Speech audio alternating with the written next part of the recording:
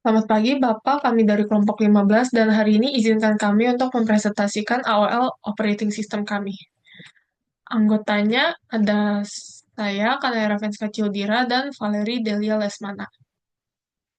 Jadi, apa itu virtualization? Menurut AWS, virtualization merupakan teknologi yang menciptakan versi virtual dari sebuah perangkat keras fisik. Teknologi ini juga memungkinkan beberapa mesin virtual berjalan di satu perangkat fisik.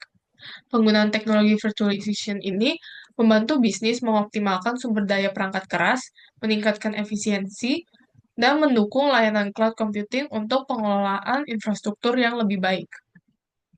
Dan manfaat virtualization ini ada beberapa. Yang pertama adalah penggunaan sumber daya secara efisien. Daripada menjalankan satu server satu komputer, kita dapat membuat kumpulan server virtual sekaligus untuk menghemat menghemat ruang dan biaya operasional. Yang kedua merupakan manajemen IT otomatis. Administrator dapat menggunakan template virtual untuk deploy server baru secara otomatis tanpa harus konfigurasi secara manual, mengurangi human risk. Dan yang ketiga merupakan disaster recovery yang cepat. Jika ada serangan cyber, server virtual dapat dipulihkan dalam hitungan menit. Berbeda dengan server fisik yang membutuhkan waktu berjam-jam atau berhari-hari. Nah, cara kerja virtualization ini, dia menggunakan sebuah software, yaitu sebuah hypervisor, untuk menciptakan virtual machine pada sebuah komputer. Setelah menginstal virtualization software, user dapat membuat sejumlah VM pada satu host. Setiap VM memiliki OS dan aplikasinya sendiri yang dapat diatur tanpa mempengaruhi hostnya. Terus virtual machine menggunakan sumber daya seolah server fisik, seperti menggunakan CPU, RAM, dan storage. Pada sisi lainnya, hypervisor merupakan software lapisan yang menghubungkan VM dengan sumber daya fisiknya. Hypervisor mengelola permintaan VM dan mengalokasikan sumber daya sesuai permintaan dan secara efisien. Salah satu contoh hypervisor ini ada VMware Workstation. VMware Workstation adalah hypervisor yang memungkinkan pengguna untuk membuat dan menjalankan mesin virtual pada satu mesin fisik. Hal ini memungkinkan pengguna untuk menerapkan banyak aplikasi dan sistem operasi pada satu server, mereplikasi lingkungan server, desktop, dan tablet, dan mengalokasikan beberapa inti prosesor, memori, memori utama gigabyte, dan memori grafis pada setiap virtual machine. Baik, untuk kekurangan VMware Workstation itu ada yang pertama, produk VMware memerlukan lisensi, langganan, atau paket dukungan.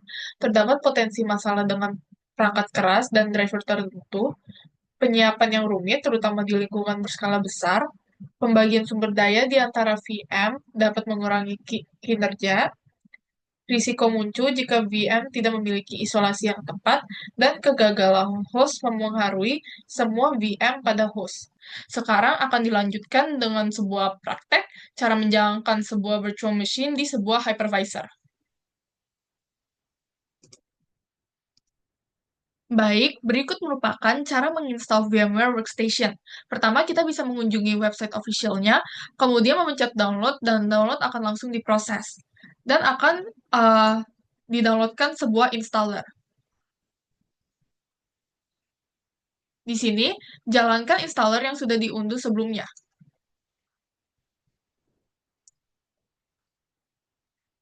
Installer akan menyiapkan data yang dibutuhkan untuk setup. Silakan tunggu hingga proses tersebut selesai. Akan muncul sebuah tampilan setup seperti ini.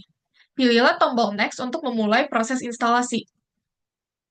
Di sini, pilihlah checkbox I accept the terms in the license agreement untuk menyetujui syarat-syarat yang diberikan.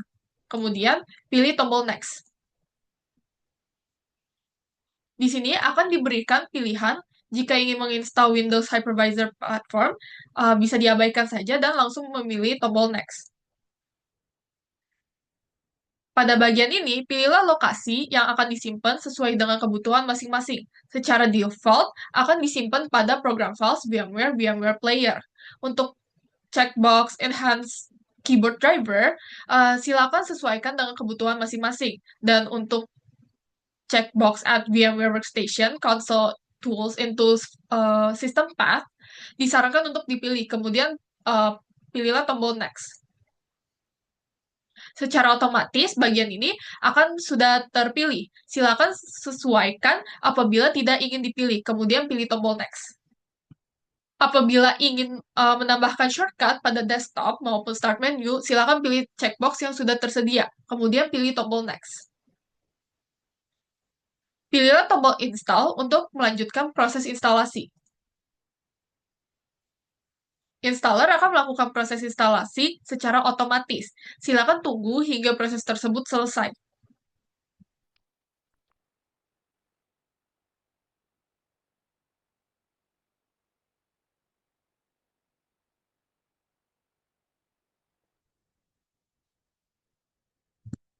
Pilihlah tombol finish untuk mengakhiri proses instalasi.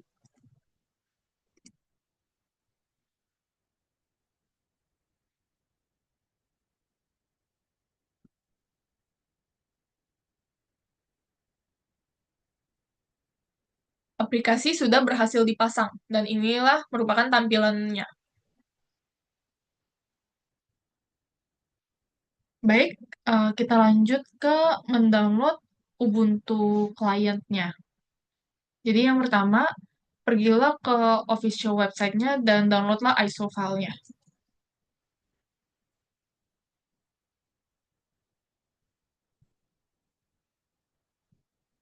Download akan berlangsung dan bisa ditunggu hingga downloadnya selesai.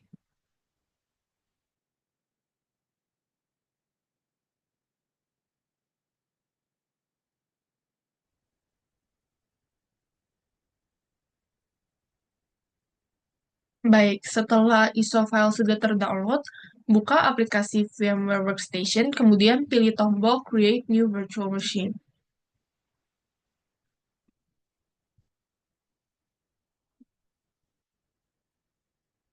Pada window New Virtual Machine Wizard, pilih Radio button Installer this image file atau ISO, kemudian pilih tombol Browse dan arahkan file ke image software yang sudah diunduh sebelumnya. Kemudian pilih tombol Next. Di sini file ISO saya ada di download, jadi saya akan settingnya di sana. Dan pastikan bahwa ISO filenya itu sudah detected.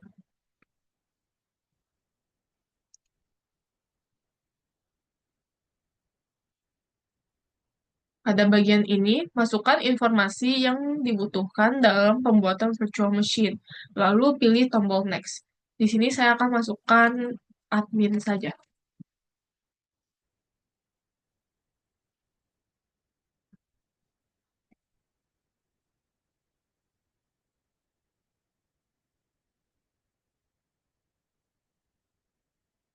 Dan pada bagian ini, masukkan informasi yang dibutuhkan terkait dengan virtual machine lagi.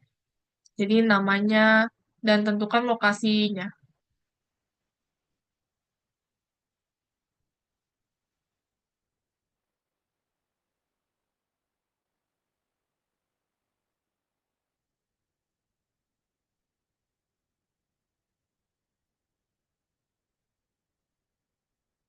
Di sini saya akan membuat folder baru yang bernama virtual machine.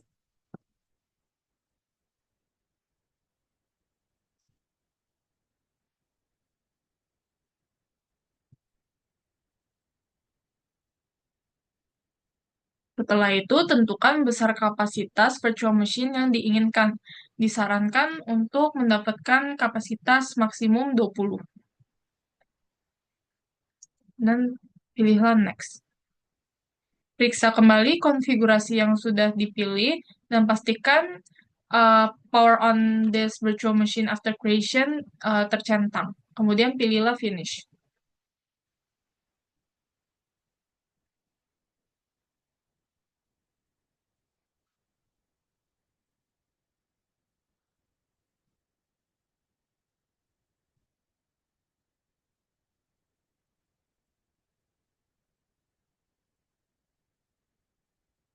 VMware Workstation akan melakukan proses instalasi virtual machine secara otomatis.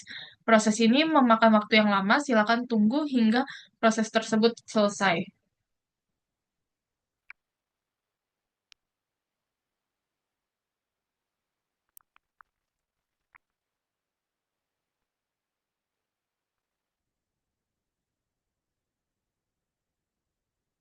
Jadi saya akan memilih bahasa Inggris,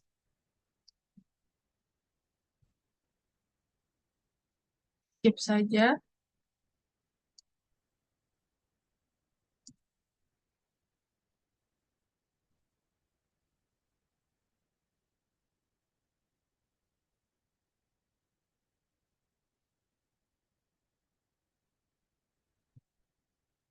dan dapat terlihat bahwa Ubuntu sudah terinstall.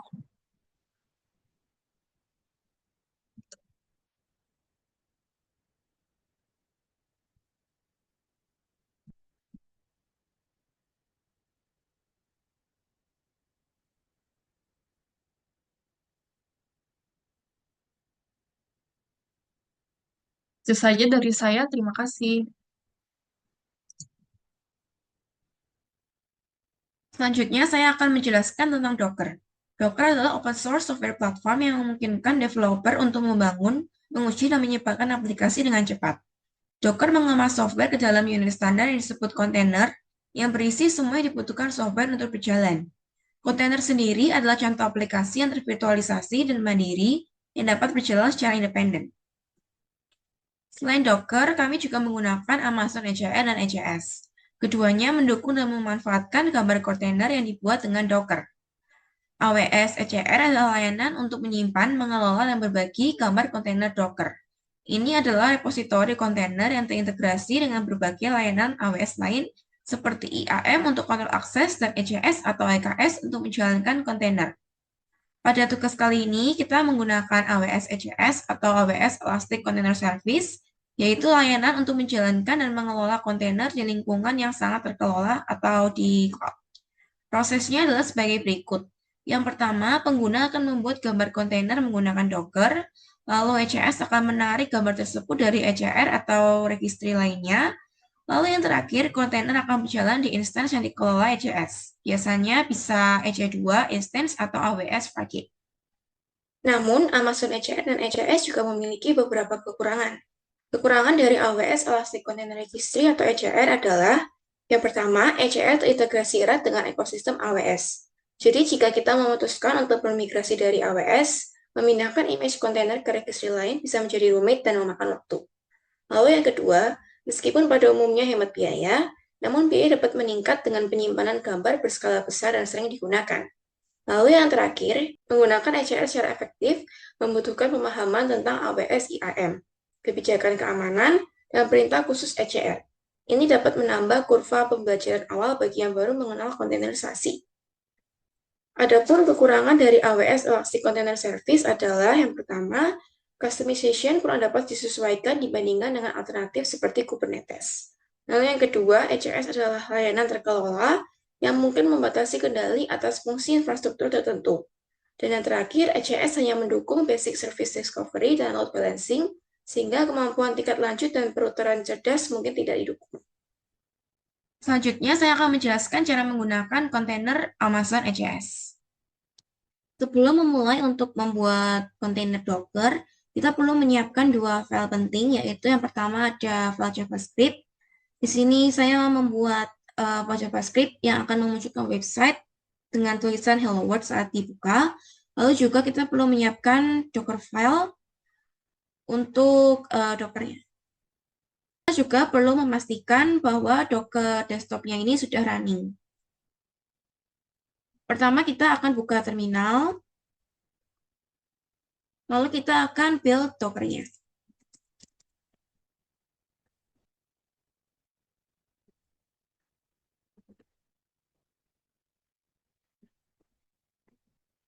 Di sini Hello World itu nama dari filenya dan titik ini untuk linknya.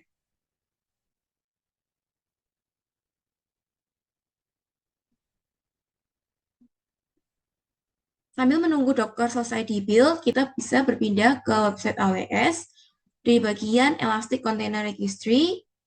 Di sini kita akan create a new repository. Lalu kita masukkan nama repositorinya dan kita create. Lalu di sini kita bisa klik nama repositorinya.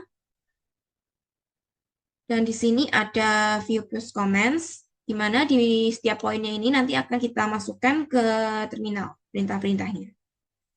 Kita kembali lagi ke terminal di VS Code. Di sini Docker sudah selesai di-build, lalu kita masukkan sintaks berikutnya, yaitu AWS configure. Untuk menggabungkan AWS dengan file di VS Code-nya. Di sini dia akan meminta akses key ID, karena sebelumnya saya sudah masukkan, jadi dia sudah ada cache-nya. Jadi juga dia minta secret access key. Di sini saya juga sudah masukkan, jadi sudah ada cache-nya. Untuk default region name-nya, di sini kita akan pakai yang Southeast 1 aja.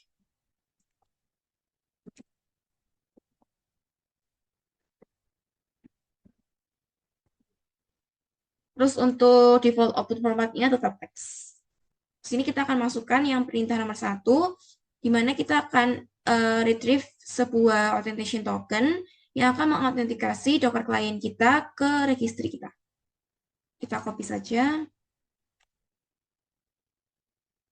Kita masukkan ke VS Code-nya.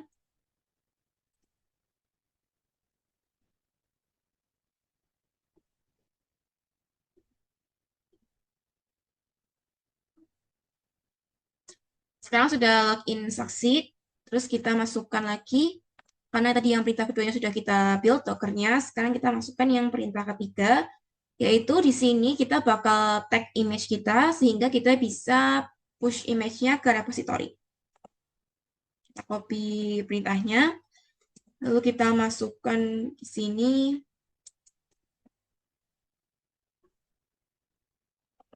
Lalu kita akan masukkan perintah keempat, yaitu comment untuk push image-nya ke AWS repository yang baru saja kita buat tadi.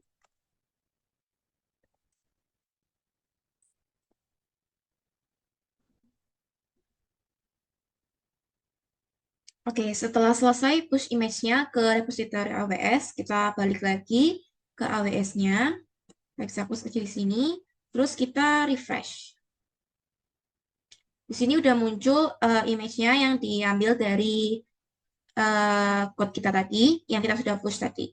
Terus kita bisa masuk ke Amazon ECS atau Amazon Elastic Container Service. Sebelum kita akan membuat cluster baru, kita masuk ke task definition dulu. Lalu kita akan create new task definition. Kita masukin task definition family-nya Hello World.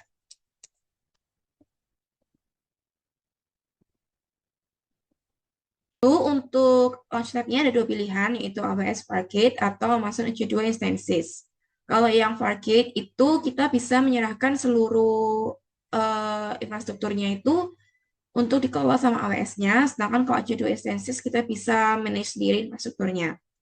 Tapi karena kita cuma tes aja, kita pakai yang Fargate aja. Terus karena kita aplikasinya sederhana, kita memorinya ambil aja yang 2 GB. Terus kita masuk ke kontainernya. Di sini kita masukkan nama kontainernya Hello World.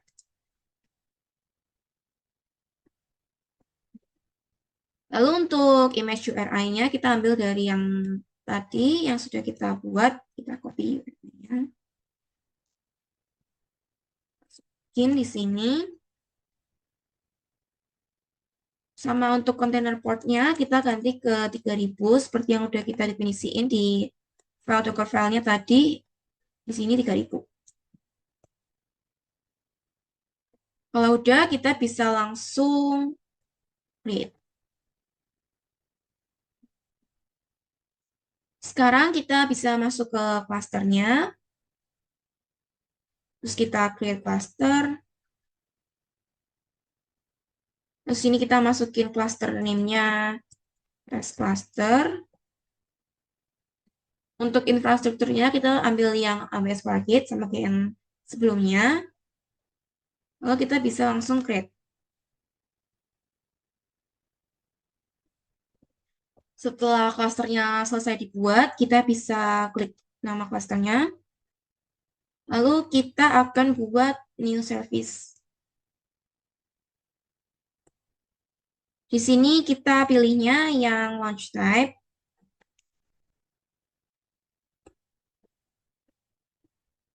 Terus untuk launch type-nya tetap yang Fargate. Application type-nya tetap yang service. Di sini kita masukkan family-nya yang Hello World. Division-nya yang one. Lalu untuk service name-nya kita masukkan Hello World Service. Terus kita ke bagiannya networking. Di sini kita akan buat create a new security group. Kita masukin security group name-nya.